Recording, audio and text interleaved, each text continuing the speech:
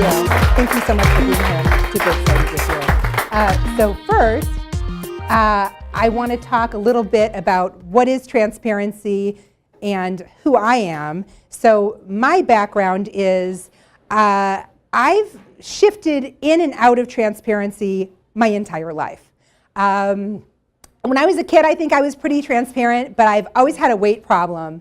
And I got picked on a lot as a kid. So I shifted in and out of transparency because I tried to act like I thought people wanted me to act and be who I thought people wanted me to be so that they would like me, because I've always been kind of a people pleaser. Then in middle school, I got into drama. So I was automatically other people because, you know, in shows, and I also did children's theater, in shows, it was my job to be other people. Then I got into journalism in college, and so I shifted into transparency, into being real and authentic, because I was a reporter, and it was my job to be behind the scenes, which I'm in a spot where I'm pretty comfortable. My job was to be behind the scenes, getting other people to be transparent, forcing other people in some ways, like PR people, to be transparent when they didn't always want to be. So I was a reporter for many years. Then I shifted from being a reporter into starting into PR. I did corporate PR for many years. Then I opened my own PR firm. And I kind of thought people expected PR people to be a certain way. And so I shifted back into being corporate, because that's how I thought people expected PR people to be. And let's just say I was hugely successful for many years, but the costume really didn't fit, because that's not really who I am.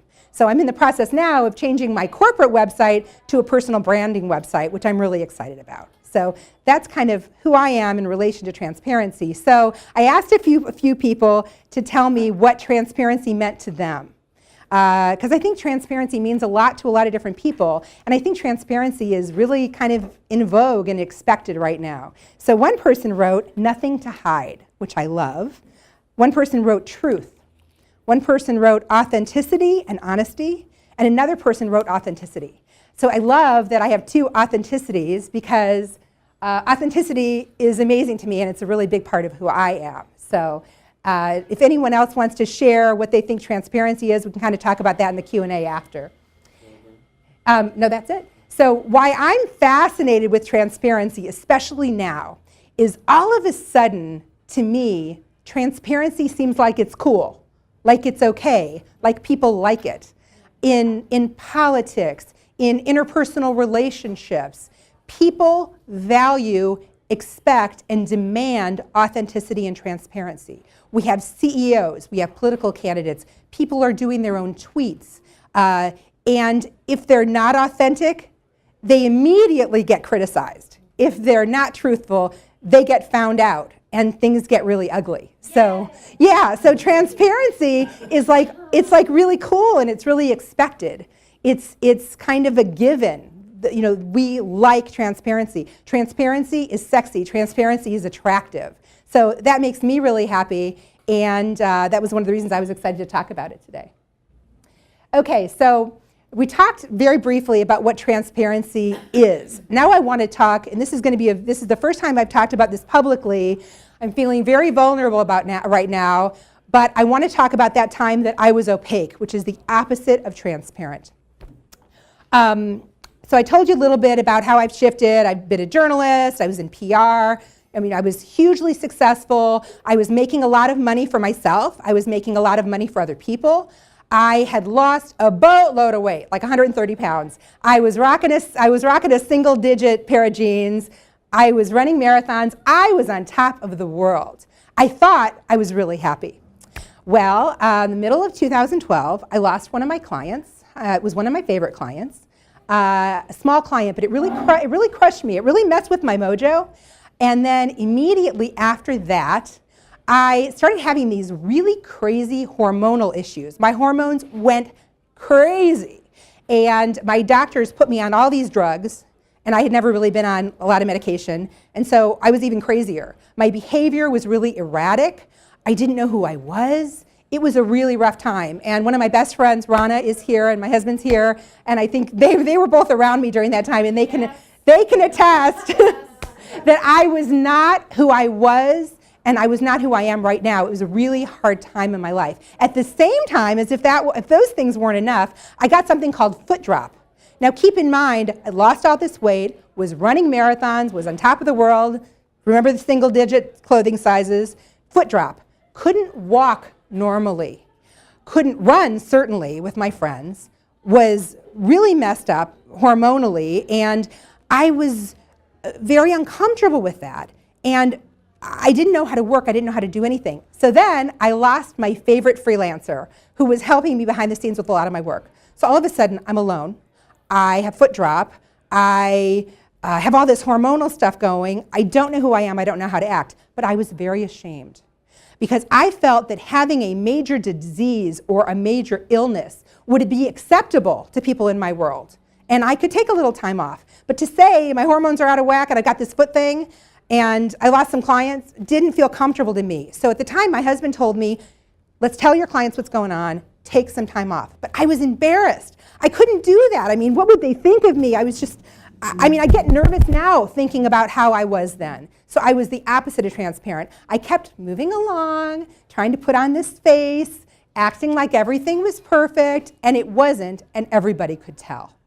And I could tell. And I wasn't in a place of truth. I wasn't comfortable. I was very uncomfortable. And I had some clients that had been with me for a really long time. And I kind of had this attitude at the time, they love me. I'm not really that different. Nothing's going to change. Well, consequently, some of my clients, partially coincidentally because of the economy and partially because I was a whack job, took work in-house. And so I lost some of my clients. I'm still a whack job, but in a cool way now. I'm a little out there, but I embrace that. It was partially the medication, partially my mojo was compromised because I've started gaining this weight. I've got, I'm not in my world with my running. I stopped working out completely. I was a different person. So that messed with my mojo, and I stayed stuck for a really long time. And I didn't want to admit to anybody what was going on because it was just so embarrassing to me. So I was the opposite of transparent. So I couldn't stand being in that place. I was really unhappy. I wasn't myself. I was trying to fake who I was. I lost some friends along the way. My life completely shut down. I had no hope for the future. I wasn't comfortable in my own skin. I wasn't comfortable about where I was. I was a big-time rear-view mirror thinker. Oh, I should have done this. If I had done this, this wouldn't have happened. It was a really, really rough time in my life. So I decided something's got to change. The other challenge is that I was really afraid to ask for help because I felt that I would come across as desperate. Because I did come across as desperate, because I was desperate. So I was afraid I would come across as desperate, so I was very fear-based about asking for help. So what I did was, and this took me a while, it was a really dark couple of years. And what I did was, I got really brave, and I asked some of my favorite referral sources, help me. I had a couple clients take work in-house. I have some time. I have some room to add new clients. Please feel free to refer me work. Here's exactly the type of work I'm looking for. Keep me in mind. I did a snail mail campaign. I made some phone calls. I did a couple coffee meetings, of course, at locally owned coffee shops. And stuff started to happen. I'm a big believer in, I get everything that people say about manifestation, and I think it's really true. But I'm a big believer that manifestation, to be successful, has to be coupled with hustle.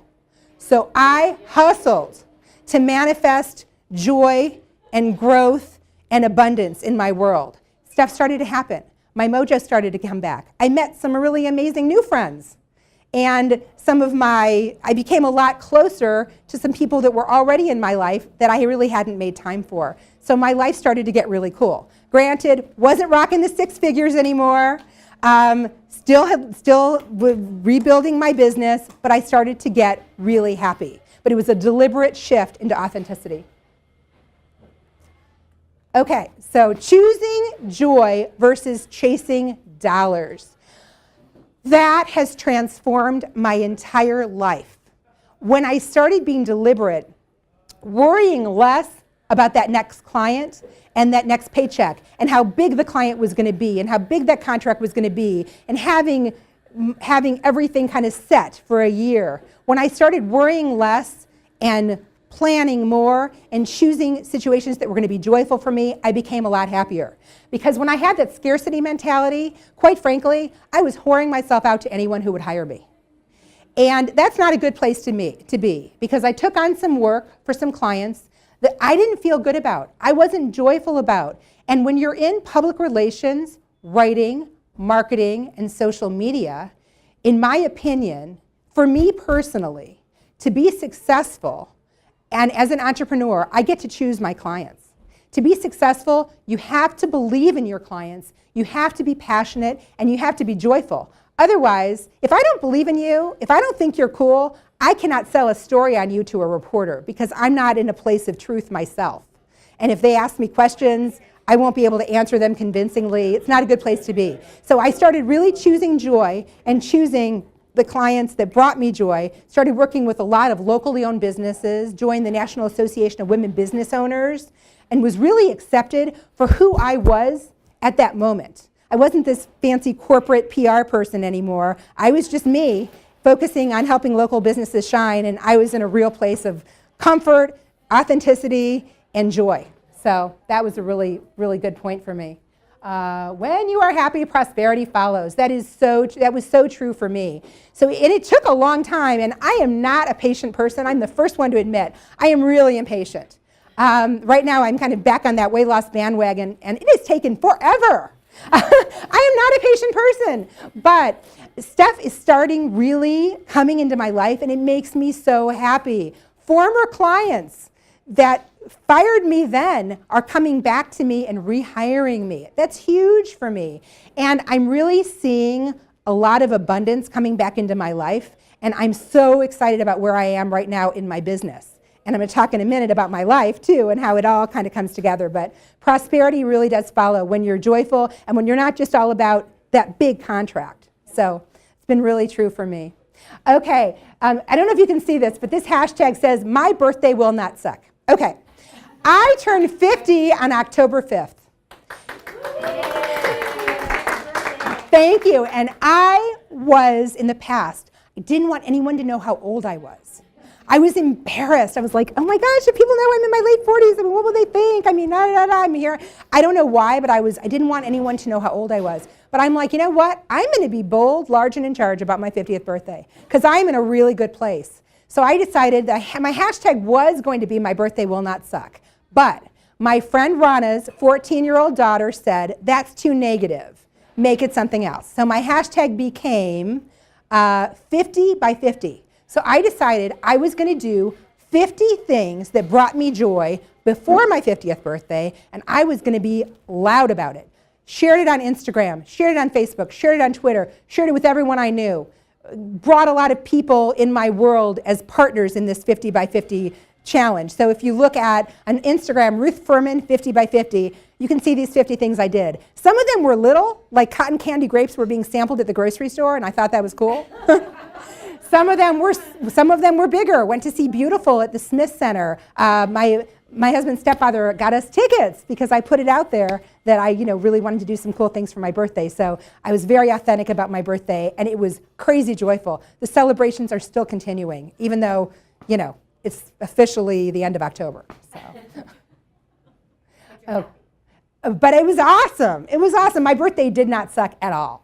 Did it last the whole year, Ruth? Yes. Kimmy was part of my 50th birthday, so some of the NABO members had a party for me. And I've had to kind of work on my deserve level because I'm like, people doing things for me, I think I'm a very giving person, but people doing things for me has felt uncomfortable, like, oh gosh, I don't know if I'll be able to do something like this for them, or why are they doing this? I mean, that's so nice, but so I just accepted it. I accepted it, and it was amazing.